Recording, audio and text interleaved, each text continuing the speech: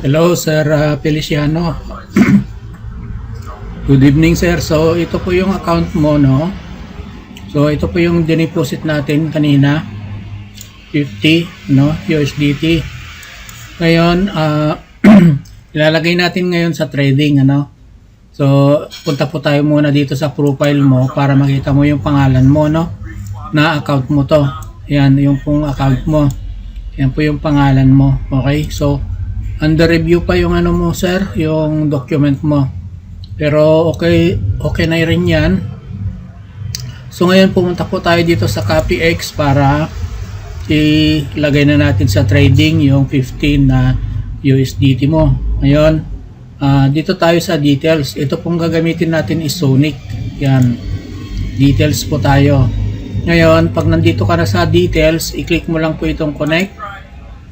Ayan, dito, Sir Feliciano, ay ilalagay natin po yung 50 na USDT mo. Ayan. Then, dito po sa community token, ilalagay po natin yung GUID mo dito. Okay. I-connect natin sa C1. Hashtag. Then, click natin itong verify. Ayan. So, nandiyan na yung hashtag GUID. So, i-paste na natin dito yung GUID mo. Ayan. So, ito po yung GUID mo, sir. Okay. Ang first digits niya is 066503. At ang last digits niya is 2A63. So, check natin doon sa account mo. Okay. So, ito po yun. 6653. Ayan. Ang last digits niya naman ay 2E63. Ayan. Okay? So, nakikita mo, sir, ha? So, ngayon, nilagay na natin, na-paste na natin yung GUID mo, then, isubmit na natin. Ayan. So, nakita mo, sir, nag-check na siya. Ayan, i-click natin itong dalawang square. Ayan. And then, click natin itong copy now. Ayun. Copy account created. So, naka-create na tayo, sir, ng ano mo, ng ng trading mo. So, ito na po yun yung investment mo. Okay, 50 USDT. So, kung bubuksan mo yung ano mo, itong account mo sa cellphone, sir, ano, hindi kasi kita lahat ito kasi ang ginamit ko dito ay laptop, ano. So, bali, 1,200 ang total balance mo. Ayan, kasi nagdoble. Nagdoble yung 50 mo, naging 100.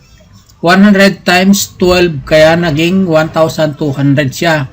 Dahil ginamit mo yung GUID mo sa Corbit. Okay, so nagdoble siya. Ngayon, kung gusto mong tignan at cellphone yung gagamitin mo, sir, ano?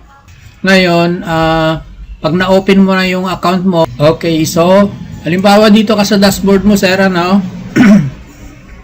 So, makikita mo dito yung sa my trading account ay nandito na po yung ano mo, yung inilagay natin na $50 mo. Okay, so nagdoble siya.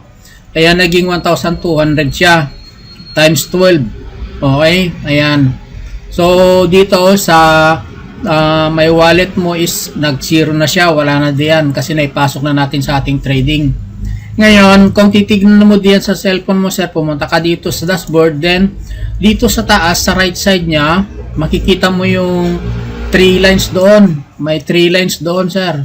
3 lines. I-click mo lang yung 3 lines, tapos pumunta ka sa CopyX. Kailangan palabasin mo ito, itong mga option na to. Pumunta ka sa CopyX, tapos pag na-click mo yung CopyX, ito po yung lalabas, okay?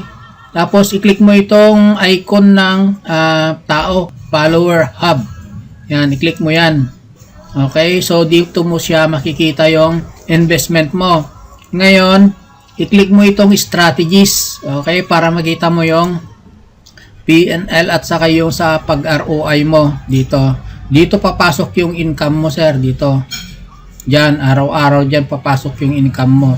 So, ito po yung ano, yung inilagay mo na dineposit at ito naman yung balance mo, nagdoble siya, 1,200. Ayan, okay na. So, nandyan na sir at congratulations sa'yo. Okay. So, dito na lang magtatapos. Ayan. So, end ko na ito.